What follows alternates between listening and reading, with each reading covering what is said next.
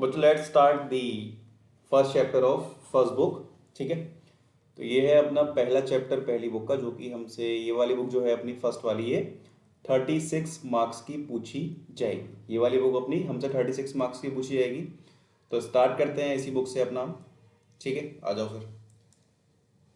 First first बच्चों क्या है, फर्स्ट चैप्टर का नाम है accounting for partnership firm. First हमारे चैप्टर का ही नाम है अकाउंटिंग फॉर पार्टनरशिप फर्म। आप ध्यान से एक बात समझना, जैसे कि मान लो हमने क्लास 11th के अंदर क्या पढ़ा था, सोल प्रोप्राइटरशिप। ठीक है, क्लास 11th के हमने क्या पढ़ा था 11th के अंदर, सोल प्रोप्राइटरशिप। बट अब हुआ क्या, ये अकेला बंदा काम कर रहा था। ठीक है, इतने टाइम से ये अकेला बंदा काम कर रहा था। अब इसका बिजनेस एक्सपेंड भी नहीं हो रहा था, आगे बढ़ भी नहीं रहा था। इसका बिजनेस एक्सपेंड भी नहीं हो रहा था, आगे बढ़ भी नहीं रहा था। तो वो एक ही जगह पर स्टक हो गया था। पूरा जो इसका बिजनेस था वो एक ही जगह पर स्टक हो गया था। फिर इसने क्या सोचा कि यार बिजनेस को आगे बढ़ाया जाए। फिर इसने क्या सोचा कि बिजनेस को आगे बढ़ाया जाए। तो बिजनेस को आगे बढ़ाने के लिए इसने क्या करा, अपने फ्रेंड, मान लो इसका नाम है योगेश, योगेश था पहले। फिर इसने कही कि यार बिजनेस को आगे बढ़ाना चाहिए। फिर इसने अपने फ्रेंड मान लो विक्रांत को साथ में ले लिया। फिर इसने अपने फ्रेंड विक्रांत को साथ में ले लिया। अब इसने बोली कि यार हम दोनों हो गए, अब अपन दोनों साथ में मिलके बिजनेस करेंगे। तो बच्चों ये दोनों मिले हैं ना अपन बिजनेस करने के लिए, ये होती है हमारी पार्टनरशिप। ये होती है हमारी पार्टनरशिप। ठीक है, दिस इज कॉल्ड पार्टनरशिप। अब इसकी जगह ये 3 भी कर सकते हैं, बट एक से ज्यादा होना चाहिए। ठीक है, तो ये होती है हमारी पार्टनरशिप। अब जब अपन इंडिविजुअली इनको बात बोलेंगे ना, जैसे कि ये योगेश है, ये एक पार्टनर है। विक्रांत है, ये भी एक पार्टनर है। ठीक है, और ये बंदा है जो थर्ड वाला आया है, ये भी एक हमारा पार्टनर है। इंडिविजुअली तो इनको पार्टनर बोलेंगे, लेकिन जब ये कलेक्टिव होकर एक साथ मिलकर एक जगह काम करेंगे बैठकर, तो बच्चों उसको हम बोलेंगे पार्टनरशिप फर्म।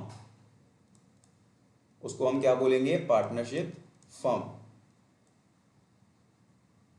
ठीक है, ये तो था आपका बेसिक छोटा सा। अब रियल डेफिनेशन क्या है वो देखते हैं इसकी। तो देखो ध्यान से, पार्टनरशिप है क्या। Partnership is the relation between persons who have agreed to share the profit of the business carried on by all or any of them acting for all. ठीक है,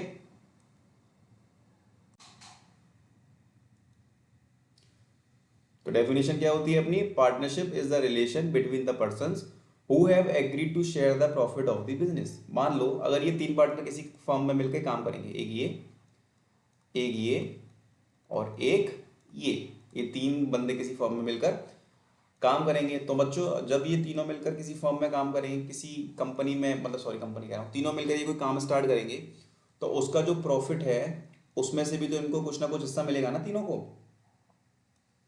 तो यही लिखा हुआ है, partnership is the relation between persons who have agreed to share the profit of a business. जो कि agreed हो, रिलेशन होता है पर्संस के बीच में जो एग्री हैं to share the profit, profit share करने के लिए किसका, ऑफ अ बिजनेस, जो बिजनेस कर रहे हैं। और नेक्स्ट क्या है, carried on by all or any of them acting for all. इस लाइन का मतलब समझना, इस लाइन का मतलब समझ ध्यान से, carried on by all or any of them acting for all. तो बच्चों इसका मतलब ये है कि ये 3 पार्टनर्स हैं, एक ये पार्टनर है हमारा, एक ये पार्टनर है, एक ये पार्टनर है और एक ये पार्टनर है। ठीक है,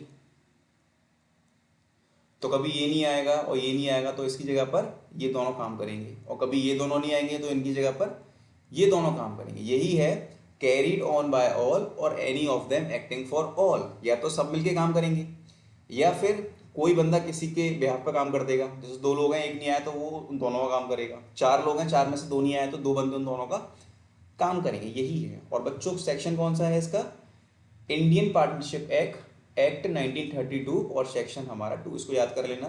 ये डेफिनेशन किसकी है हमारी, Indian partnership act 1932 section 2।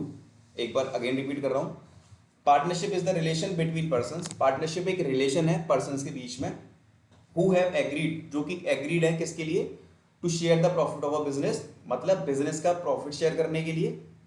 Next, carried on by all, या तो सारे मिलके उसके अंदर काम कर रहे हो, या तो सारे मिलके उसके अंदर काम कर रहे हो, और any of them acting for all, या फिर चार पार्टनर है बिजनेस के अंदर हमारे, ठीक है, कितने पार्टनर है, चार पार्टनर है, चार में से अगर दो नहीं आ रहे हैं तो दो उनकी जगह काम करेंगे, चार में से अगर दो नहीं आ रहे हैं तो दो उनकी जगह काम करेंगे, और ऐसे ही उस केस में अगर वो दो नहीं आ रहे हैं तो वो उनकी जगह काम करेंगे, या फिर ऐसा कह सकते हैं हम चार लोगों ने पैसा लगाया लेकिन काम उसमें दो ही कर रहे हैं, तो यही मतलब है carried on by all or any of them acting for all. ठीक है, चलो, और बच्चों ये डेफिनेशन जैसी है वैसी याद करना, बिकॉज ये किसकी है, लॉ की डेफिनेशन है, Indian partnership act 1932 section 2। Next, अब आता है features of partnership.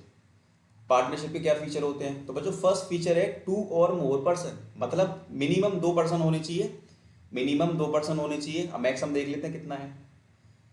There must be two persons to perform a partnership and all such partner must be competent to contract according to Indian contract act 1832। मतलब बच्चों Indian contract act है 1832, वो sorry 1872, इसके जो partner हमारे partnership करने जा रहे हैं वो जो ये कॉन्ट्रैक्ट एक्ट है ना, इसके थ्रू वेरीफाइड होने चाहिए। अब ये कॉन्ट्रैक्ट एक्ट क्या कहता है, every person except the following, सारे पर्सन पार्टनर बन सकते हैं इन लोगों को छोड़कर। कौन कौन से लोगों को छोड़कर, माइनर, कम एज का कम मतलब एज कम होगी उससे 18 से, तो वो पार्टनर नहीं बन पाएगा। पर्सन ऑफ अनसाउंड माइंड, जिसकी दिमागी हालत ठीक नहीं है वो नहीं बन पाएगा। Persons disqualified by any law, मतलब अगर कोई पर्सन जो है वो लॉ उनको डिस्क्वालीफाई करता है कि आप बिजनेस नहीं कर सकते, वो सॉरी लॉ डिस्क्वालीफाई करता है कि आप ये काम नहीं कर सकते, या उन्होंने कुछ ऐसी लीगल एक्टिविटी वगैरह करी होगी, तो वो हमारा पार्टनरशिप के अंदर नहीं आ सकता है। Next, maximum number of partner, the companies act 2013 section 464 empowers the central government to prescribe the number of partners in a firm subject to maximum number of 100 partners. मतलब क्या है बच्चों, ध्यान से समझना, मतलब ये है इसका, मतलब बताएंगे क्या है। देखो, ये था लॉ, ये था लॉ, स्पेलिंग सही कर लेना, गलत हो गई है। लॉ ने गवर्नमेंट को दी अथॉरिटी, क्या अथॉरिटी दी, कि आप maximum number of partner decide कीजिए, आप maximum number of partner decide कीजिए, मिनिमम होंगे दो, मैक्सिमम नंबर पार्टनर आप डिसाइड कीजिए। बस एक बात याद रखना कि 100 से ज्यादा मेंबर ना हो, ठीक है। लॉ ने गवर्नमेंट से क्या बोला, लॉ ने गवर्नमेंट से बोला कि जो मैक्सिमम मिनिमम नंबर तो 2 होने चाहिए, जो मैक्सिमम नंबर ऑफ पार्टनर है वो आप जितने चाहें उतने रख सकते हो, बट 100 से ज़्यादा नहीं होना चाहिए, ठीक है। ये एक लिमिट दी इसने, लॉ ने, कि 100 से ज़्यादा पार्टनर हमारे नहीं होना चाहिए, और बाकी आप डिसाइड कर लो आपको कितने रखने हैं, ठीक है। तो फिर बच्चों गवर्नमेंट ने डिसाइड किया 50, तो गवर्नमेंट ने क्या डिसाइड किया, 50। आ जाओ इधर,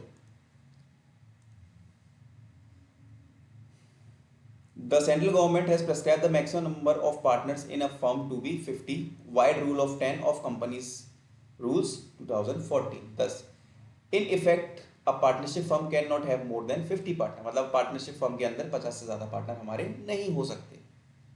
Next,